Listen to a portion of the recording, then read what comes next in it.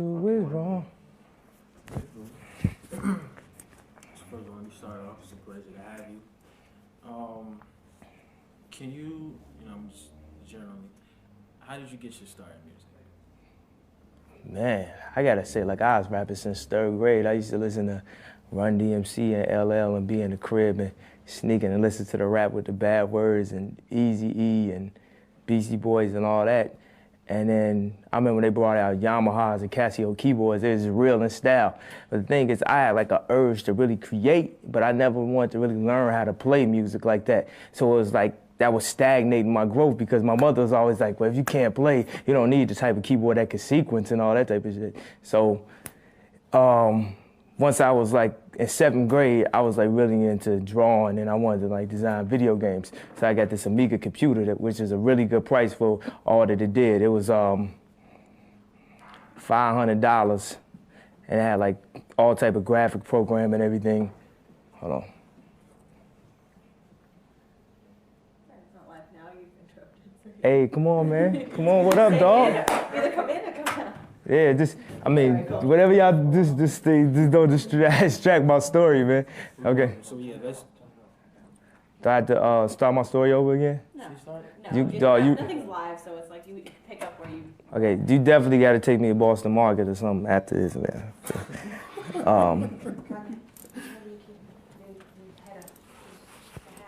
Okay. America, y'all had to see me. Y'all had to get used to this face. Ain't that what everybody say? Delete that. You get used to me. And you don't see him next year and shit. You can just pick up from where you left off. All right, so yeah, so when those keyboards came out, I had my computer and I was trying to draw on it, and then I got a sound program, like somebody bootlegged the copy of the disc with me, or the sound program. I found myself just wanting to work on that all the time. Then I found myself like running home from school because I have an idea, like looking at the clock, looking at 2:30, like, yo, man, I want to get this beat down. But I didn't even know anything about sampling. And I was 14 years old.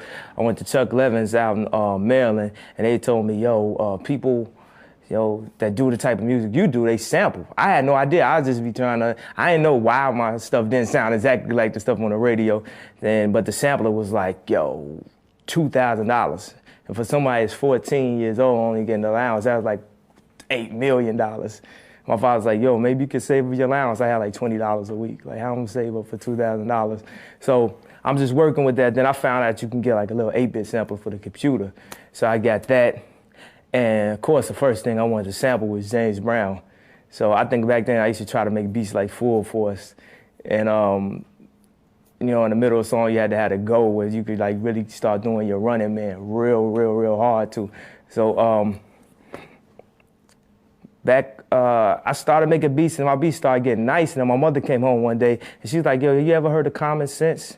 I was like, yeah, I heard Common Sense. He got a song called Take It Easy on the radio right now. He cold, right? He's like, well, I know a friend of mine said her son produces for him. I was like, oh, word? You know what I'm saying? So she's like, yeah, I'll give you his number. His name is Dion. His rap name is like Immense Mountain, Immense something. His name was Immense Slope back then. It's a really bad name. We had real bad names. I'm not even gonna go into all the bad names I had. So now I went over his crib, and I remember walking in there, it's like walking in Def Jam now, like walking into Kevin's office or something. Like, that's the closest you could possibly get to the industry, because they actually had something that you heard on the radio, and it was dope, you know what I'm saying? So I was over there, I'm playing my beats. I had the fast beats, like what I was telling you before, and Common came in like, see, Dean, that's what I want some fast beats. I think at around that time, he still wanted to rap like and do the Big Daddy Kane stuff, but he didn't even realize the style that they was doing is the style that we do today. Like, they was using the Intimate Friends and the singing, the dum, dum, dum, dum, dum, hoo, hoo, hoo, and the speeding up the singing. I remember Dion was like, yo, I give you some tips on sampling. He had an SP1200. I had never seen none of the real equipment that, like, at that time, who was hot? Like Pete Rock, Lost Professor, Beatnuts, No ID. And I had never even fathomed, I hadn't even stepped into a guitar center like that at that point. So he showed me how to sample records. He said, what you do to save on sample time is you speed them up. Thus is the style that we're using, that everybody is using right now with the sped up samples. So I used to be sweating, bugging them. I'm trying to word myself with the least amount of profanity as possible.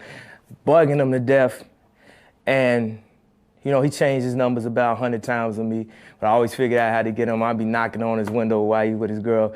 So then I had to go out on my own at that point. He taught me a lot, but I had to take it upon myself to just listen to the music that was out there and try to get my music as good as that.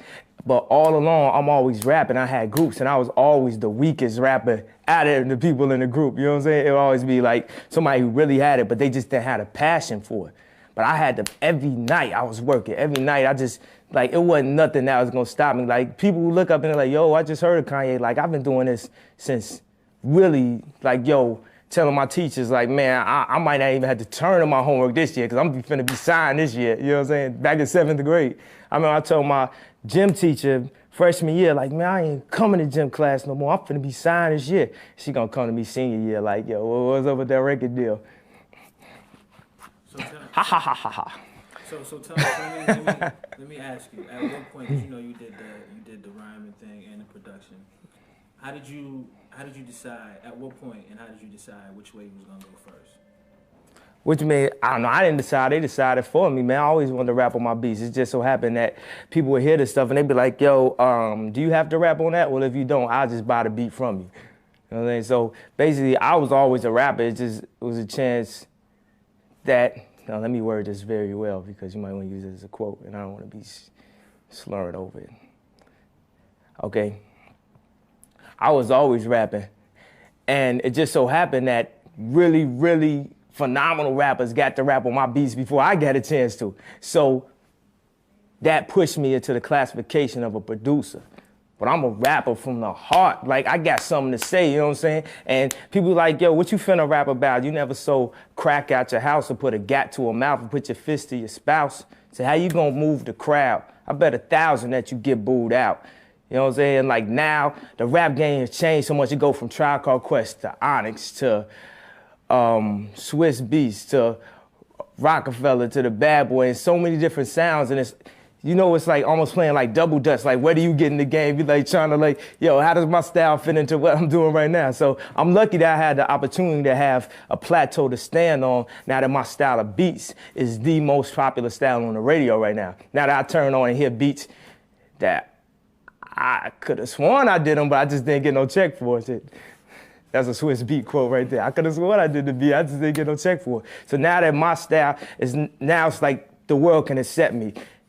It's a lot of people, it's like you just gotta get in where you fit in. You never know how you get in. You might be somebody's guy and you end up being better than that person and shining over that person, and you might be an intern, or it's like the question is, how do you get into this industry? How do you get into the shoes I'm in right now? I'm just happy to be here. But as an artist, like, I'm not finna waste this opportunity. I'm finna take this to the next level. Like, I remember when Pac first got out of jail and said, yo, man, Snoop is killing the game, man. I'm finna take Death Row to the next level. I'm like, what? Tupac finna do better than Snoop? Come on now. But now look, and really that's how I feel, man. I'm a Gemini, man. It's in my heart, man. I'm not gonna tell nobody. My mother says star shine from inside, so I'm not gonna sit up in here and be like, yo, man, just look at me, da-da, and then do the kid and play or something to let y'all know that what I'm finna do. But let me ask you, well, when you said that, you know, you was in like a couple of groups and they always considered you to be like, you know, everybody else to be the better out of the head. Like, what inspired you to keep going? You know? Man, I just had the hunger. Like, my mother never raised me to ask for a handout. Like, a lot of people that got into this game, they walking around with somebody else's chain on or driving somebody else's car and didn't even pay for the shoes that they got on their feet. My mother had a decent job, you know what I'm saying? But she gave me a little allowance, $15, $20 a week, and I had to go out and get my own job at age 15. Matter of fact, at 14, I was cutting hair in a barbershop. So it was instilled in me to go out and just get it. And that made me be a leader around a lot of black men. Like, even my father, I had two fathers in my life. I had my real father that I was in contact with and my stepfather that stayed there with my mother. And everybody was instilling that responsibility in me that nothing in life is given to you. A lot of times I feel like a lot of people just rapping because it's free. You know what I'm saying? What you got to do, especially now with Jay writing his rhymes in his head, people ain't got to pay for paper no more. Now, everybody just feel like they finna just, you know what I'm saying, come out and be a rapper out the blue. At least with a production, you have to go up and figure out a way to get your equipment up. And go buy records and do different things. So I'm talking about the work ethic is so serious. And up here at Baseline, up at the Rock, people work. The work ethic is crazy. That's why I feel like we killing the game right now. That's why we cutting edge. That's why we on Flex every week, just crushing labels. That's why all you hear practically is the Rock. You know what I'm saying? And let me just to keep it in, in the back history. How, you're speaking a lot about your parents. Like, so how supportive were they of this career you was trying to pursue in music? Well, I don't think my father really understood or thought that this would be the one hobby that I really do, because you know what I'm saying, one second I'm Michael Jordan, the next second I'm who's the freestyle champion that got his own Dave Murray or something like that, the biker. One second I'm him, next second I'm a swimmer, I'm a professional diver. Like, I was just a shorty, I was doing a bunch of stuff, I was creative. Next second I'm Michelangelo. So he probably didn't realize how serious I was about it, because every little kid run around and write raps. But man, it's like, I just loved it too much, you know what I'm saying? I was just always trying to figure out a way for me to be able to express myself, and rap was the best way to express what was on your mind. Me and my father sit up and talk about a lot of issues that need to be brought up, you know what I'm saying? But a lot of people that have that instilled in them don't know how to word it in a way where the public could accept it. So now that I got this stamp on me, I got the backing of Mos Def, Kweli, Jay-Z, I got every premier artist backing me saying, dog, listen to what he's saying. I feel like I just got a really good opportunity. And I'm not finna let them down. I'm definitely not finna let my city down, because Chicago right now, it's like we got a lot of good artists that are just waiting for somebody to just break through so everybody else could just, walk through the door at that point. And before you met, like, some of the dudes you just named, and even like the person, even like maybe the first real big dude, like, how did you get your music out there? How did you get your name? Like, how did you get heard? Man, I was doing beats for free, 99. You don't know how many times I heard somebody say, yo, what's gonna happen is you just gonna get paid when I get paid, because my cousin no dude at this record label, and yo, they just looking for a Chicago act. And like, I went through all that, man. You know how many times I carried my keyboard over to the studio tracking some shit for somebody that was only trying to pay me $200 for the beat, but they only had $80 on them. And don't you remember when I just bought you lunch yesterday? And you know what I'm saying? So, I mean, I paid my dues, man. I was 14 years old carrying, trying to do beat tapes. I remember back in grammar school, we used to have rap groups, and I had to write the raps for all the rap groups. I remember this one time, we was trying to do a talent show. This is where I learned, pick your audience, you know what I'm saying? Like, you gotta figure out who you were actually rapping to, because I had my music teacher, who was my favorite teacher in the world, Miss Morgan, and you know what I'm saying? She was like, it's kind of like the Lane Bryant size or whatever, you know what I'm saying? And we got up there, and we thinking we finna perform Fat Girls Are Back for the talent show. So of course we didn't make it. At that point, I was like, you know what I'm saying? Figure out who you rapping to. What was your like your teenage life like? Yeah. I know I be going off of tangents, but I'm feeling like y'all could just use little clips of that, you know what I'm saying? I don't know how you gonna word it, because he asked me a question. I know I give you a basic answer, and then I just go into some other, like, interesting shit, but, so, I mean. Like around the time when you was really trying to. When I was trying to get on, I remember one time I got so into hip hop that I had an afro with no lining. I had like one of them Gap Life Preserver vests. I had some Reeboks with fat laces, and I ain't even had the old Reeboks, because in Chicago, we didn't have that. You know what I'm saying? It was hard to find them. I could find the fat laces, but I couldn't find like the official, like the old Pumas or whatever. So I was just trying to just really be and live hip hop. Then I figured out like, man, I ain't really getting no girls with this. This is not really working for me, right? So I think that is the difference of, like, you go to hip hop parties in Chicago, and when nobody be dancing with no girls, there'd be a dude doing a helicopter finna kick some girls in the head. They get mad if some girls start dancing or something. That's when I figured out, like, yo, maybe whatever definition that everybody here got of hip-hop, maybe that's not what hip-hop is for me. I love the music. So then everybody try to separate now and say that you're not hip-hop because you go out and buy some jewelry. No, having jewelry is not a basis of hip-hop. Look at Rakim, you know what I'm saying? Look at Run DMC. You trying to tell me they not hip-hop? It's okay, you trying to tell me because most Def and Quali don't buy jewelry, that they are more hip hop than Jay-Z, or what's quote unquote real hip hop? I feel like my album, the perspective that I'm gonna speak from, I feel like I'm gonna bridge the gap. I'm gonna be one of the people that help bridge the gap with hip hop. Cause I'm gonna talk from the perspective of just being honest. Like, yo, I always said if I rap, I say something significant, but now I'm talking about money, hoes, and rims again. Like, I wanna do what's right, you know what I'm saying? But I'm a human being. Like, okay, I got songs like Jesus Walks With Me, but then I got songs that's like, I need to know. You down to do whatever, down to get it jumping, down to get topless, baby, I need to know. You know what I'm saying? Like, I'm a man, I'm a human being. People feel like an artist, they be like, yo, if you an artist, you can only rap about this one subject. You have to stand for this specifically. I'm gonna stand for everything I've seen in my life. And I'm gonna try to express that to y'all the best I can. And I feel like I'm creative enough that I'm gonna make it work, you know what I'm saying? I know nobody has ever stood up and said, yo, man, let me actually show you that it's more than one side to me. I don't know if I really believe in that Gemini stuff and all the constellations and all that. Like, I really believe in God, like, but I know that it's more than one side to me. I know on one end, when I get a check-in, sometimes I be thinking like, yo, man, I'm finna go and get this chain off layaway for Jacobs right now. I know sometimes I have some money in my pocket and I might give a bum $20 instead of just $2. I know that I'll go to church with my grandparents and really try to hear what the word is or what they trying to tell me, or really try to understand about religion, or what do I want to pick. So I'm confused as a black man. A lot of times artists come into the aspect that they not confused about who they are or whatever. And then you always hear about, man, I love the album, but she a hypocrite, or he's a hypocrite because da da da da da da da. You know what I'm saying? It's like if somebody talks about killing somebody, does that make them a hypocrite if they decide to go to church? Or if they go to church and they actually kill somebody in a rhyme, or, you know what I'm saying? Because people don't kill. If people kill as many people in a rhyme, you know what I'm saying, it'll be like some Vietnam type shit. But do you feel that, because, you know, New York is, like, you know, hip hop is like, it's pretty big worldwide, but its roots pretty much trace back to New York.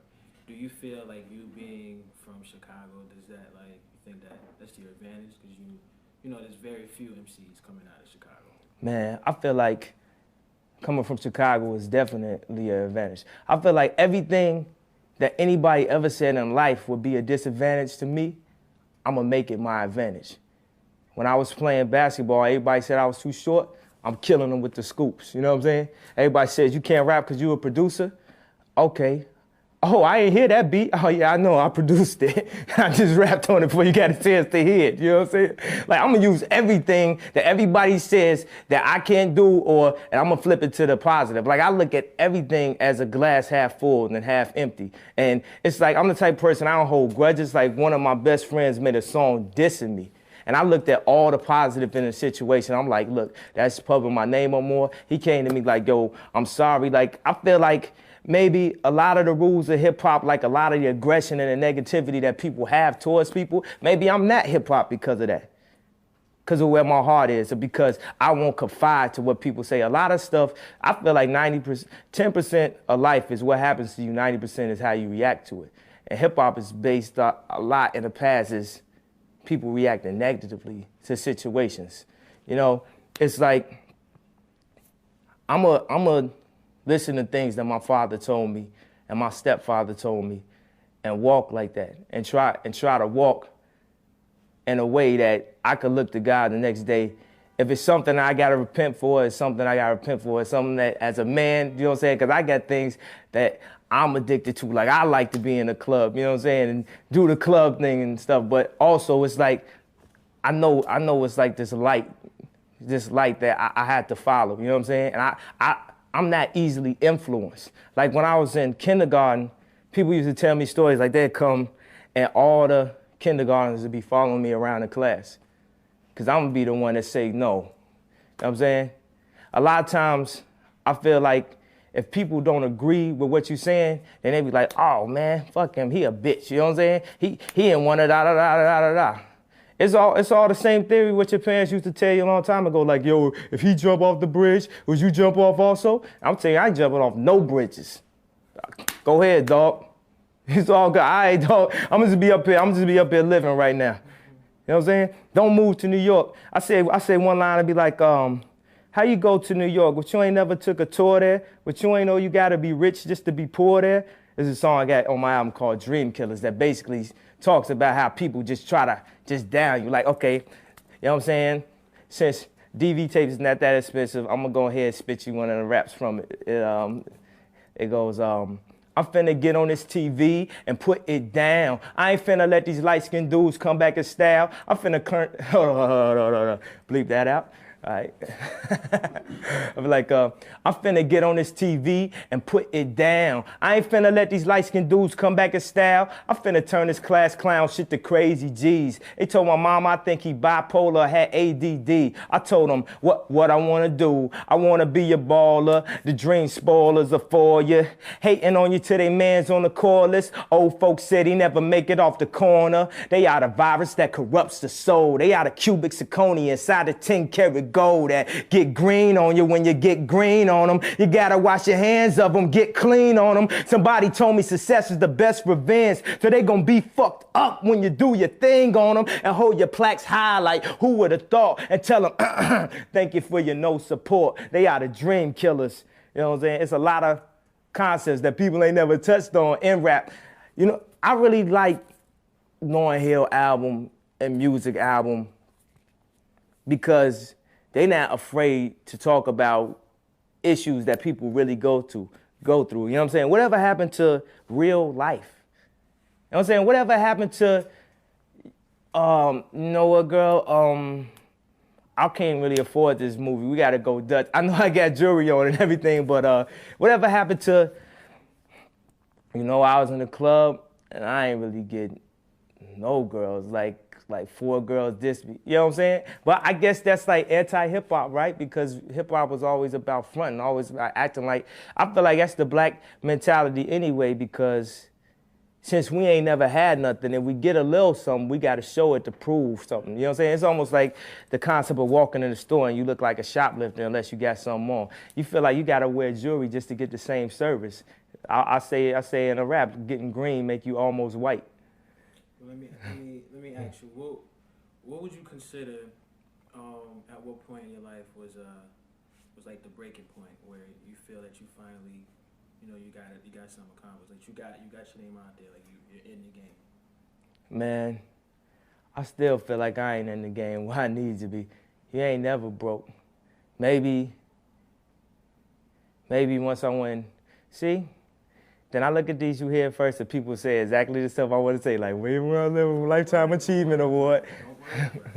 But, okay, the breaking point, I feel like it's no real breaking point. You have to just struggle every day because when you do something good, you have so much on your back, you have so much to prove at that point. So now you're trying to just move forward. Like, I could say my breaking point was when I heard I'm Bad by LL Cool J or something. Okay, I'll go back. I feel like you had to struggle.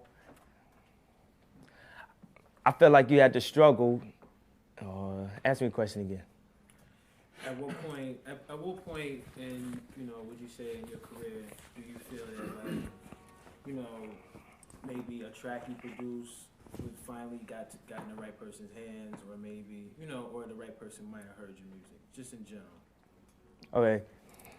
I can say different things that happened to help me along my career, but I feel like to this point, I still feel like I haven't broken where I wanted to break, because in my heart, there's so much stuff I want to say to the world, and the most I've been able to do up to this point is maybe suggest a couple lines to some people. It's like I really got a lot on my mind. Like I see stuff and I be like, yo, the way I word it, I'm not using rap as a way that I think I'm gonna get paid or something. I'm using it as an opportunity to really say some stuff that I think needs to be heard, that I think people will enjoy. I'm trying to give back. I want Q-Tip to hear my shit and be like, So I could listen to this album every day. I want to give back to when I used to listen to Mobb Deep's album on the train with my headphones on, and that's what made the train ride feel like I was in a Benz, because I just had that album in my, you know what I'm saying? It didn't matter what car I was in. It didn't matter if I was walking the street. It didn't matter if I was in the rain or what happened, because I had the headphones on. I had that hip hop in my ears. Like, it's done so much for my life. So until I feel like I could really, really give back, you know what I'm saying? That I feel, but definitely, like, I gotta always show love to, like, Rockefeller, D-Dot, Jermaine Dupri. It's a lot of people that's helped me in my life. But maybe now Rockefeller is finally letting me get to the point that I've been waiting to get to my entire life, since 3rd grade. Where, now, it seemed to be, like you said, you know, you're not just in this for the money, you know, you're in this for the love of it. At what, along the line, where along the lines did you know that this is something that you wanted to really pursue to make your career? Man, I knew I wanted to be a rapper. Like, well, I knew it was like, yo, I'm not gonna do anything else. Like, I say I was 19 years old and I was in college, and I had demos and I had produced a couple tracks for people that actually had albums coming out. They weren't on major labels. They weren't finna go gold or anything. And I had my demo, and I knew it was getting hot, and I was freestyling. I knew I was ripping niggas down in the freestyle. I knew I was crushing them. I knew I was crushing everybody on the beats. So I had this song. I'm not even gonna say what the title of the song is, because I'm not even finna let it get used against me. But I had this song, and it was like a single sounding song, I guess. And this dude from Columbia, I forgot the A&R's name, that walked it in, ended up flying me out to New York. You know, we had the whole VIP, the limo. We was eating upstairs at the Sony building. I'm walking to Sony building like, oh my God, I walk in there every day now. It's nothing. But back then, coming from Chicago, they're like, yo, you finna get signed to Columbia Records. At that time, they had Nas and the Fugees. You know what I'm saying? It's like, yo, I'm finna follow in their footsteps. I had my gear ready. My bucket is right, check. You know what I'm saying? I had everything. Yo, I had like the hat, like the old man hat what we used to wear. I was poloed up. You know what I'm saying? We used to do polo hard, man. Shout out to TJ Maxx and Marshalls, man. Thank you. You saved my life. Yo, I'm telling you, man. So we went up in there, and then I told, see, this type of story I can't even tell on camera like this, because there's too many names involved. I have to change the names to protect the innocent. I told the A&R there, I was like, yo, man, I'm be bigger than Michael Jackson. I'm be bigger than Jermaine Dupri. I'm sorry. What? Okay. For a long time, people was telling me, man, if you go out to New York, you could really get your music on. You could really kill the game out there. But, you know, you got your family out there. I got my girl out there. I had my group out there. I felt like I had a responsibility to the city to stay there and help try to make it blow. But then it's like, it was straw after straw until the straw broke the camel's back. I had 2 artists. One artist ended up leaving me, getting signed, and didn't get any beats from me. Then I had another artist, and I signed him to my company, and then he ended up leaving. And when he was telling me he was leaving, my landlord came upstairs and was like, you have too much traffic in your house, you're evicted. So I was like, man, at that point, if I wasn't ready to leave by then, so I really thank God. That's another one of the situations where I knew that it was a light at the end. Automatically when that happened, I said, oh, I see what's happening. God don't want me to be here no more. So I grabbed all my stuff up, just threw it in a U-Haul. I didn't even tell my landlord I was leaving, like, cause he had been on some nitpicking, probably would try to take my whole security deposit and all that. And I just drove to New York. I hadn't even seen my apartment. I ended up driving, I got an apartment in Newark. So you know, if I went to Newark, I definitely hadn't seen where I was moving. And earlier, like 2 months before that, I was in a car accident where my expedition had flipped over 3 times. And like, you know, I guess it was meant for me to be here or something, for me to walk away from that. So that was a blessing. So I was out here, I didn't have a car. So I used to just take the New Jersey Transit, and I'd pack up all my stuff, pack up all my dats, and put them in a bag and just walk over here to Baseline. And that was the key right there, being able to walk up in the Baseline and play these rappers these beats. And I remember it was Beanie Siegel's birthday, and I came and I played a bunch of like soul beats. Like we had soul beats here and there, but I had a bunch that I was building up. Like, just like from the success of Can't Be Life, I was like, I need to make some more stuff in this vein right here. So I'm playing Beanie some beats, and he get the smile of like, yeah, it's hot. You know what I'm saying? But he had to go somewhere. I don't know, he was going somewhere for his birthday. So then Hove came in. I remember he had a Gucci hat on, like the fisherman joint. And hip hop, my manager, who definitely saved my life, was like, yo, play that one beat for Hove. Then it came on, dun, dun, dun. And he was listening to it like, oh, it's crazy right here. Then they got to the chorus, and the chorus was like, ain't no love in the heart of the city. And he's like, oh, like doing his face like that. Then he's like, play the next beat, play the next beat. I played another beat. Just listen to it like, yo, man, you a soulful dude. And everything that Hove is saying is like in stone. Like, I will never forget none of these words, because I'm off the train. I'm from Chicago. I got $10 in my pocket right now, and I'm just having the opportunity to play these beats. So you know what I'm saying? I've had different so-called hit records and everything up to that point. But at this point, it's like this is like the moment of truth for me right here. So now I play another beat. Then I play another beat. Then I played this one beat, and it was like, never, never, never, never change. I never change. Yo, he took his hat down. He's like, ooh. Like that. I was like, yo, maybe he like him. Maybe Hov might buy this beat. So he was like, yo, put them joints on CD. And then he left out, right?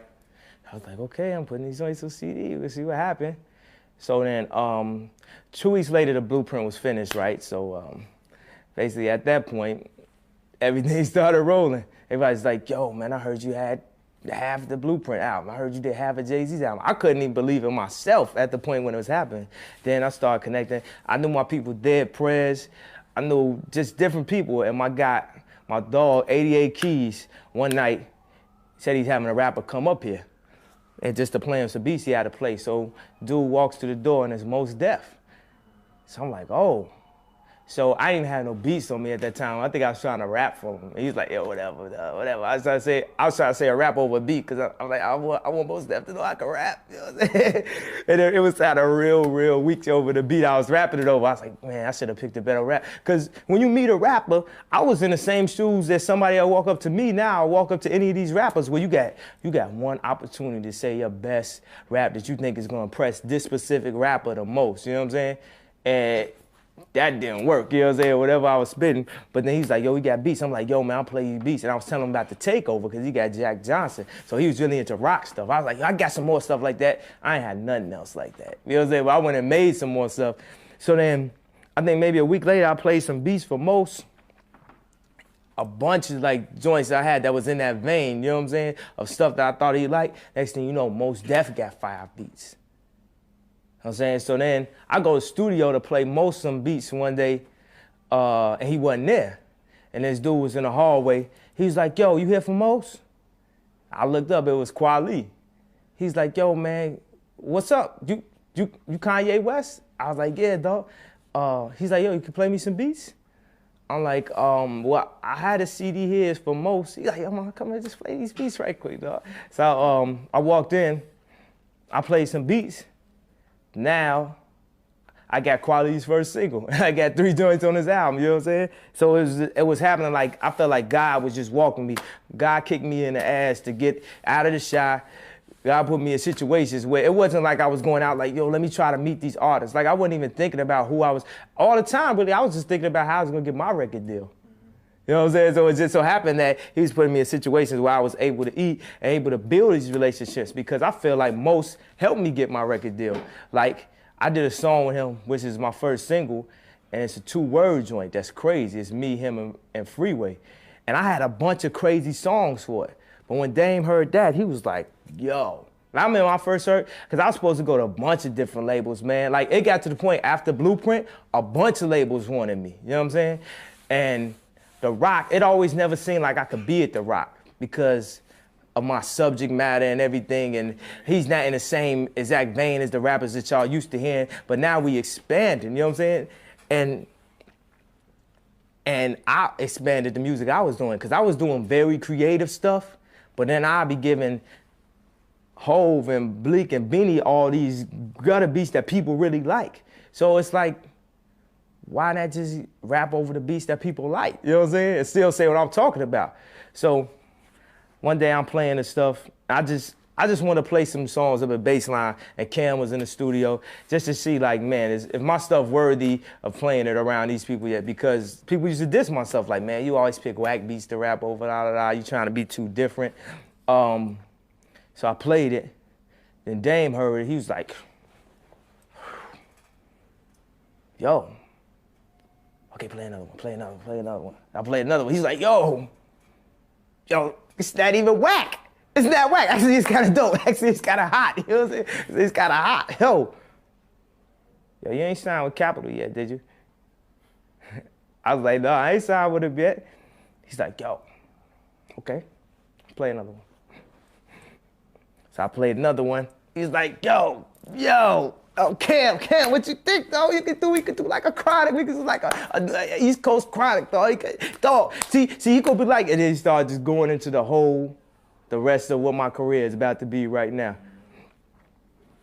And the difference, like, Dame was like, yo, it could be this or that, but he could just rap. He rap like a regular rap. He rap like a real rap. He rap better than the average rapper. You know what I'm saying? So now, because of hip hop, G, the Blueprint, and Dame, I'm over here with the opportunity to get my music out, which is what I wanted since 3rd grade. You know what I'm saying? Well, what would you say was the first record that probably caught everybody's attention? That was played on the radio.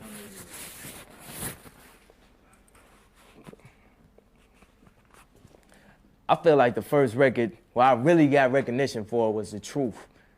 Even though it wasn't a great commercial success, it's like I just really got that respect, because I always wanted respect for my music. Like I told you, man, it's the real thing right here, man. I'm not trying to do this for a check, you know what I'm saying? So The Truth mean a lot to me. Then that was a great record because it also formed my relationship with Rockefeller. Then the next joint was Can't Be Life. Then after the Can't Be Life, I had all these joints, but I wasn't selling no beats. It was like, after I moved out to New York and started getting things going, I got the joints on the Blueprint. I remember I came in the studio one day and Hov and listened to all the songs, because all he does, he records the songs in like 5 minutes, and then for the rest of the day, he just makes people come over and listen to him. Like, yeah, look how I'm killing y'all. You know what I'm saying? So basically, he was about to leave out the room. He had played the songs. He's like, yo, after this song, Guru, I'm going to the lounge. I was like, yo, I got one beat to play. I got to play you this beat. So then he's like, okay, you know what I'm saying? You did good so far. You know what I'm saying? You gave me 6 joints so far that's blazing, so I'll go ahead and listen to it out. I guess that's what he was thinking. He didn't say that. He was just like, okay, play the beat, man. So I put it on. He just started bobbing his head to it. Like, let me give you one of them looks, like, that's how you know you got a heat rock. Let me give you that right there. So then maybe about 2 or 3 minutes later, I don't know, you know, it was like this. He just tapped me on the shoulder. He said, H to the Izzo, V to the Izzy, for shizzle, my dizzle used to dribble down the VA. So I went to the bathroom, right? I called my mom and said, Mom, we about to make it. We really gonna make it this time. It's about to be on now. So then he had this song, and then we didn't have a chorus for a long time. So then Trackmaster Tone came in, and we had different chords. We was going back and forth. I had an idea, he had an idea. And Trackmaster Tone heard the beginning. He was like, yo, just use the beginning for the chorus. That's the chorus. And Ho was like, nah, I don't want to make no more name choruses. So Tone was like, nah, just have a girl sing over it. Then he started like, oh, got up and said, the point up like, see, that's why you make the big bucks. That's why you make the big bucks. Then he ran. Then we had to figure out what was all the words gonna be, because all we had was for shizzle my nizzle used to dribble down a VA. So it's like H to the S on V. So 2 minutes later, we trying to come up with the in-between words, right? He said, that's the anthem. Get your damn hands up. I said, oh, shit. So I went to the DuPont registry, right? So I started picking out cars, what I was gonna get, like when it came out. What I did get, like when it finally came out, I did have to go purchase some stuff. Excuse me, most equality. I apologize. I purchased foreign vehicles and. I remember the first time that he even previewed that joint was at the BET Awards. Right. Did you see that? Yeah, I saw it. Like, how did that make you feel? Man, that felt. You know exactly what that felt like. That felt like on 5 heartbeats when they heard their song on the radio, and I wasn't even sure that he was gonna do that, so I had no idea. It wasn't even tracked. It was 2-tracked. It was Pro Tool at the time. He said, "Yo, I want to do a new song, ladies and gentlemen, it's all me today." It came on. I was like, "Oh my God!" I think I was on the phone with my girl, and then she just started screaming like on 5 heartbeats, like, "Ah! We going shopping!" So after that, man, all kind of phone calls, man, 2 ways. It was just on at that point. And all along, though, I'm trying to figure out, like, man, how I'm gonna get my rap career? You know what I'm saying? I ain't finna come up with a rap as good as this Ace of Izzo or nothing, you know what I'm saying? Because he a vet in the game, you know what I'm saying? Ain't no new dudes just coming out the box making that, because if you've been in the game a long time, you've seen so much. You know what I'm saying? Your experience, you go from everything that you had from being on the block and doing whatever you had to do to seeing the entire world. So how's a new artist or a 19-year-old artist gonna come in and outdo that? So I said, look, I can't talk about what he's talking about. I gotta talk about something from here instead of trying to compete with him. Let me just try to find something that ain't none of these rappers touching on yet. Like, I got a song that's called Self-Conscious. When did a hip-hop artist ever make a song called Self-Conscious? You know what I'm saying? And I'll be like, I start with the girl part. I say, man, I promise. She's so self-conscious. She has no idea what she's doing in college. That major that she majored in don't make no money, but she won't drop out her pants or look at her funny. Nah, tell me that ain't insecure. The concept of school seems so secure. Sophomore 3 years ain't picked a career. She like, fuck it, I'll just stay down her and do head, cause that's enough money to buy her a few pairs of new Airs, cause her baby daddy don't really care. She's so precious with the peer pressure, couldn't afford a car, so she named her daughter Alexis. Hold on. That line was just too good. That line was too good. You see what I'm saying? See? It's not no regular producer rap. I told y'all that before, man. What? So how did you get people like, you know, like your peers like Jay and all the other dudes to take you serious that you rhyme? Because, you know, you bringing them a lot of heat with the beats, you know, and here you are trying to push, like, you know, you being an artist. How did they take that? Man, it's just persistence, man. After a while, like I wasn't just rapping for everybody. Like, Bleak didn't even know I could rap until I was about to have a deal. Then it's like, when I spit, they like, oh, Kanye, he rock. I can't even believe this. I can't believe dude that make beats this good can actually rap this good. Like, I remember I was working with Mocha. She's like, yo, it's crazy. It's like, he raps just as good as he makes beats. I've never seen this before. Man, on the real, I wish I did rap as good as I make beats. Hopefully, the more I practice. Because if I rapped as good as I made beats, then I'll be doing 6 micers every time. You know what I'm saying? Does it worry you at all that you know, you being such a big producer, and you know, and there's a lot of producers who come out, you know, who like to dabble into, you know, they like the mic, but they're not really artists. Like, you was always an artist first. Are you worried at all that might be overshadowed the fact of, you know, the trend in the past? Yo, I feel like if I do what I'm supposed to do, people gonna look back like, man, dude, remember dude used to just make beats for people? You talk about, like, I'm trying to get to the point where I could drop my last name off my name, you know what I'm saying? Seriously. Like, I don't want to jinx myself or nothing, but I'm gonna take this opportunity. Like, I got some songs, I got some stuff in my heart that the world need to hear.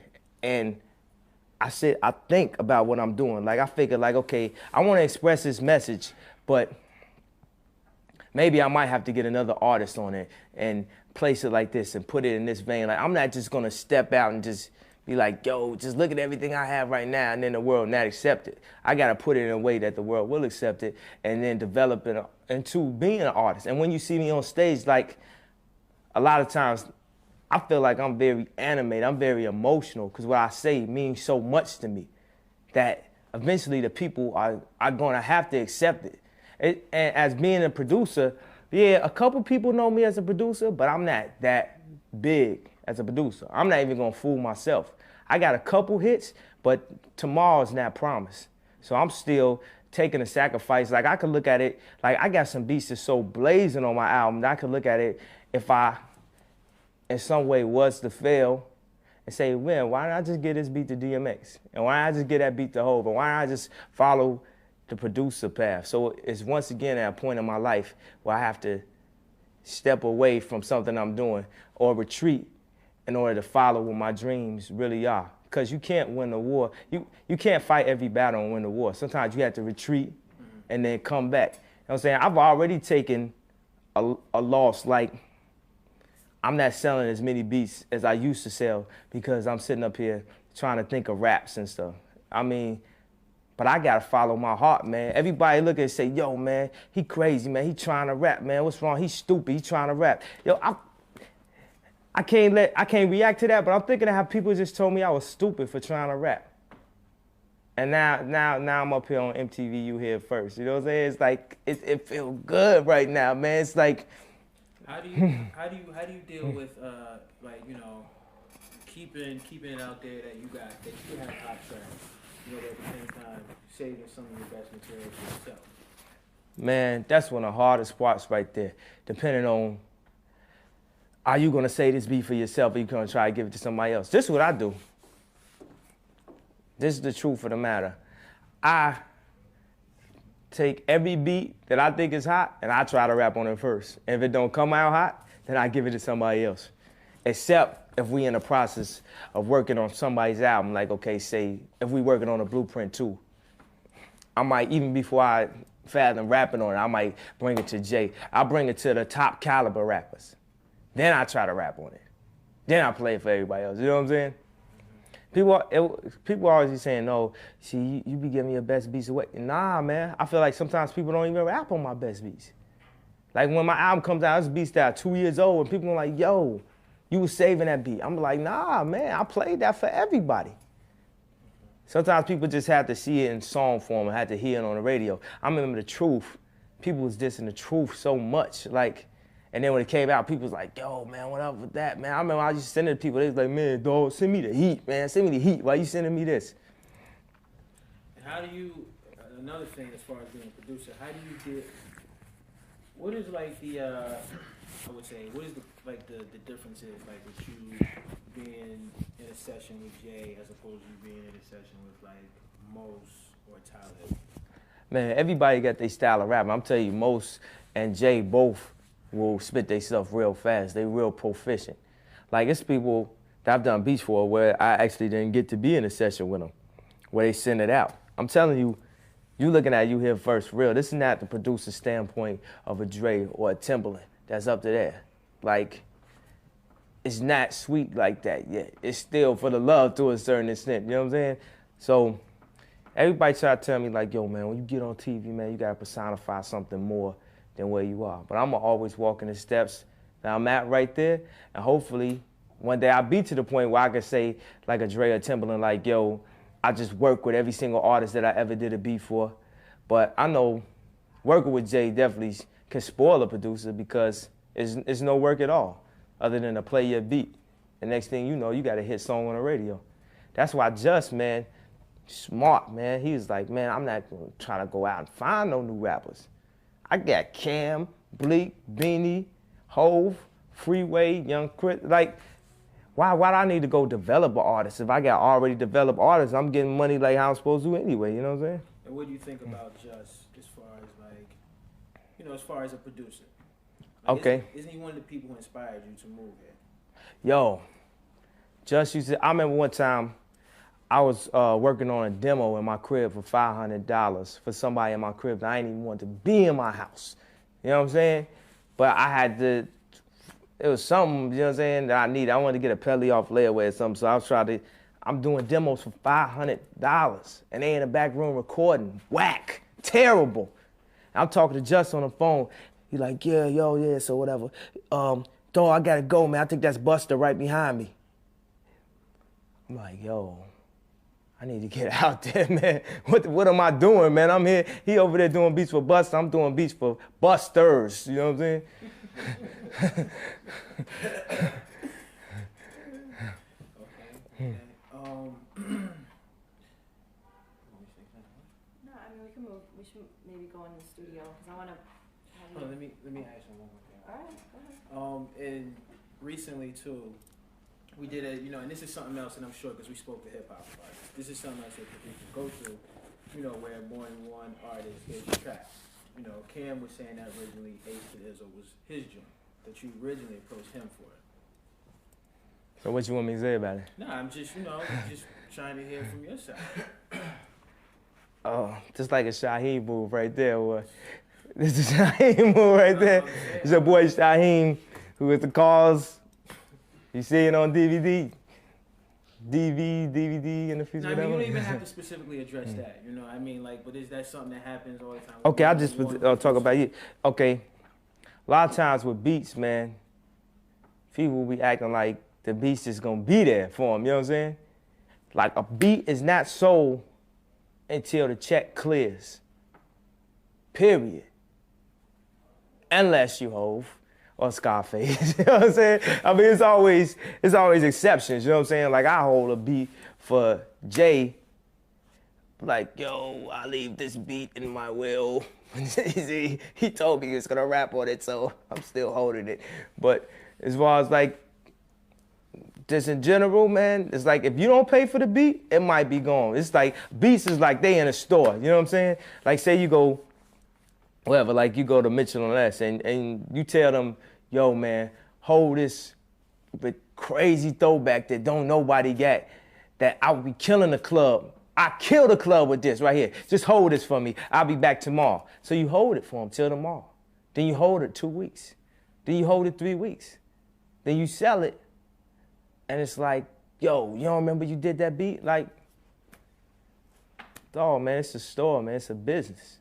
It's for the love of hip hop. So if I love the artist, the more and more I love the artist, the more leeway I give them. You know what I'm saying? I love Scarface, Hove, Choir Most.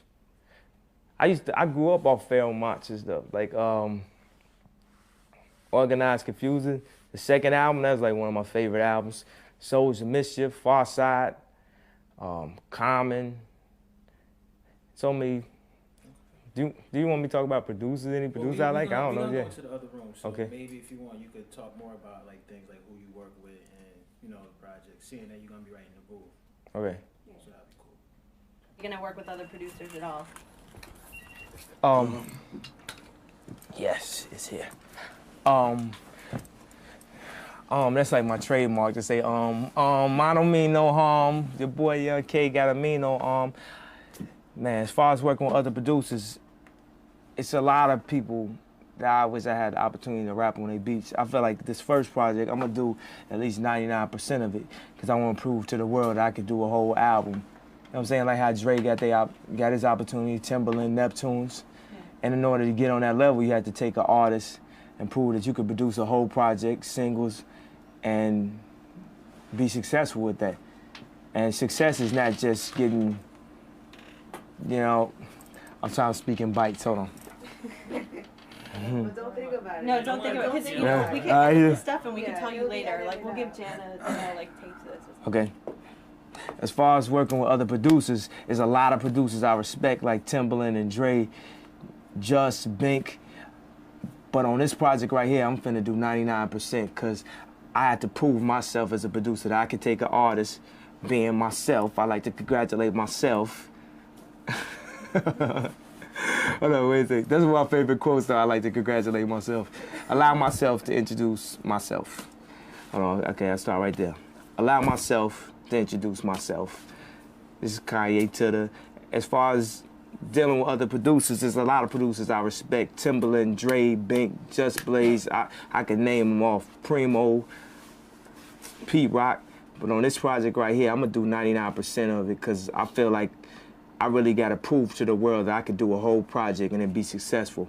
And it just so happened that the project is me, myself, so I'm gonna definitely give myself some bangers, some heat rocks. Like, Cool. Is that good? Yeah. If also too, if you could just tell us like where we are, and just tell us a couple of the hits that went on that you did. Okay. Right now, we are sitting in Baseline Studios.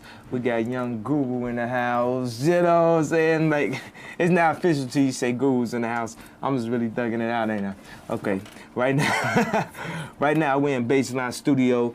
It's the home of hip-hop right now, of basically cutting-edge hip-hop. This is the home of the streets, of the radio, of everything that... It's basically what everything that everybody is trying to do right now. And this is where it all starts right here. This is where we did the Reason for Beanie Sigel. This is where we did the Blueprint, the new Freeway album. This is where the Heat Rock So Cameron album was done. And also, this is where we're going to be doing the Kanye West project. Did you see I ended that off without it like going into another sentence and shit? Yeah. You want to speak to Byron? Just Kanye's doing an interview right now. We can't take any calls back here. All right. I just tell him I call him back. Okay.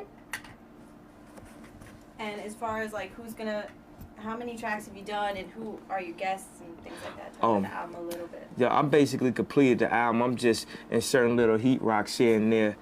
Whatever I come up with that's new or just that I feel from my heart needs to be heard. But it's a lot of stuff that the whole album is going to get heard eventually, even if stuff doesn't make this album, because everything is something that the world needs to hear. And I added features of people just that I work with and I love, like Scarface, Ludacris, Twista.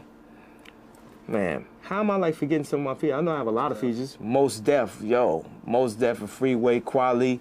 Like, I got a lot of people, real lyricists that's respected. Like, I want to place myself next to these. It's not a matter of, okay, I'm going to go get out who's ever selling the most records as an attempt to sell records. Like, as far as this album, I feel like y'all going to get something realer. Okay, hold on. As far as this album, I feel like you're going to get something that's truly real, because if it didn't work, I could still eat off of doing beats. So I'm not pressed to impress an A&R by saying, yo, I'm going to get the right singer and the right tempo on this state, and I got to get the jump off. Like, I'm just trying to do something to give back to my people. I want the same people that love Tribe Called Quest and Mobb Deep and Nas and Jay-Z first album to hear my shit and be like, oh, it's some real shit. This ain't no just trying to be on a radio type shit. You know what I'm saying? Hopefully I get radio. I pray that the people love it. But this is for y'all. Was that within 30 seconds right there? That was good. Well, Don't speak about that. What is this? Necessarily, because I don't want you to stop and think, Yeah. or, you know what I mean, second guess your answers or anything. Oh, okay. You know what I mean? But I wanted to, just talk naturally until we're doing something. Okay. Can you show us your tattoo on your arm and explain and talk about it a Oh, little yeah, bit? y'all got to see that. Hold on, let me take this on. Yo, first of all, I want to say, what is this right here? Who finna put their thumb through this? Like, y'all can't be serious. Just put this, he's gonna roll this one right up. This shirt is not young, really. It's an optical illusion because I've been, at the gym. I'm little. You see the Scottie Pippen right there. Okay. This right here, this tap mean a lot to me.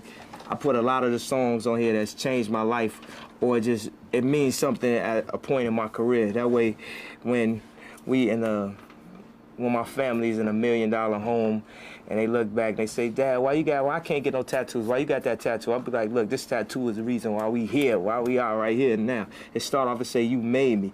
Everything in this tattoo can be spoken in a sentence form. It's not just songs. It's stuff that means stuff to me. Like, you made me. This is my life right here. It's so ghetto. I always speak the truth. People always say that I'm a very truthful person. This can't be life. It can't be life that I'm sitting right here right now. Because back when I was in 7th grade, I wouldn't have ever fathomed really being on this side of the screen. It's nothing like it. I try to make my music where it's nothing like what I do. And a lot of times, I lose out because of that, because I'm always trying to be so creative that sometimes I can create something and a whole bunch of people can go wrong with it and make a lot of money off of it. But I'm feeling like I want to get a public something new. So it's like other people capitalize off of it. And I just hope that's not my downfall. I hope that I can just keep creating. This right here, Izzo, the anthem. Now y'all know what that is. That definitely was a groundbreaking record for me. My first Grammy nominated record. Hey Mama, this is my first Grammy Award winning record right here. Well, it hasn't won a Grammy yet, but just keep this on file, right here. Heart of the City, I do my music for the heart of the city, and it's from the heart of the city. And after whatever happens, I never change. So what's gonna happen in the future? You made that scroll kind of small. You gonna fill up everything else, or is that just signifies the beginning? Okay. People always ask me, what's gonna happen like once I make more hits? I've made plenty of hits other than these songs on here, but what I'm telling you at this point is I never change. Like I said, these are songs that I did do, but this is a scroll of my life. A lot of rules that I follow. Cool. One more question then. I don't know if you have anything else. I want to play a couple more tracks. And, are you gonna clear that Lauryn Hill sample? Are you gonna try to? Okay, or well. Is that just like for fun? Nah, it's for life. You know what I'm saying? I'm trying to go to Commissioner Gordon. I went to Dead Prez. I'm going to all the people that I know her, that are cool with her, and I'm just go to her and I'm perform it. I'm gonna tell her what my whole movement is and a lot of stuff that I'm trying to touch on, and I'm gonna be like, Miss Hill, can you please clear this for me? And not that I'm just gonna do it at shows. That's cool. She's usually cool with positive stuff. Just want to answer. All right. So if we could just like have you you play a track, and I know it's phony producer type stuff, and then maybe if you wanna if we could get you like in a track that you know real well, or I'm sure you know all your tracks, if we could have you like maybe in the booth, like. You know what? Like. I don't record in the booth. You don't record in the booth? Nah, I press record with the mic like this and then spit it. So that would be like a little bit.